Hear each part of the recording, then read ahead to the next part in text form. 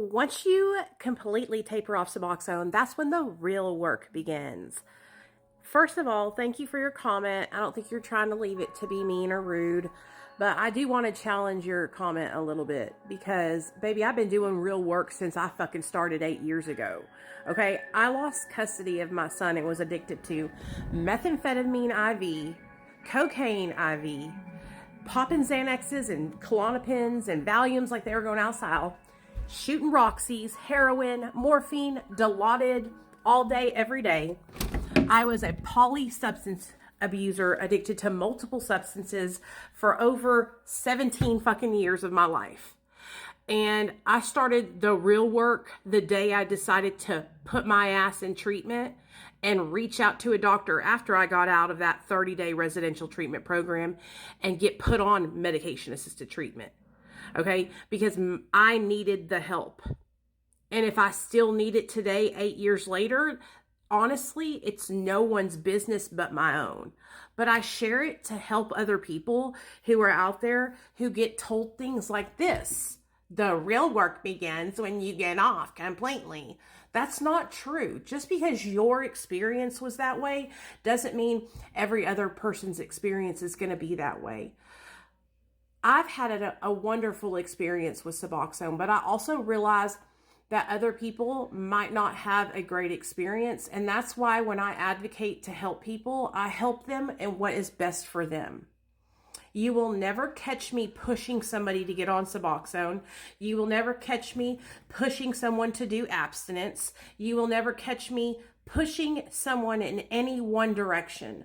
I want you to choose what is best for you, just like I had to choose what was best for me. For over 10 years, I sat in Alcoholics Anonymous with not being able to maintain 6 months or more sober. I would relapse every single time around the 6-month sobriety mark. I was brainwashed to believe that if I didn't do it the way that they were teaching me, then what I was doing was wrong. And do you know how sick that kept me for so many years? Even into my sobriety. I've been sober for 8 years. Do you know the first 4 years of my sobriety, I thought that I was doing it wrong and that my way of recovery wasn't valid? What I have learned, I've learned so much. I've learned that basically the creator of Alcoholics Anonymous, Bill W., was tripping on LSD to have spiritual experiences. And, but you know, people leave that part out. People leave that part out. So you have to do what is best for you. And the work begins when the work begins, when you start putting in the work. There's no real work or fake work.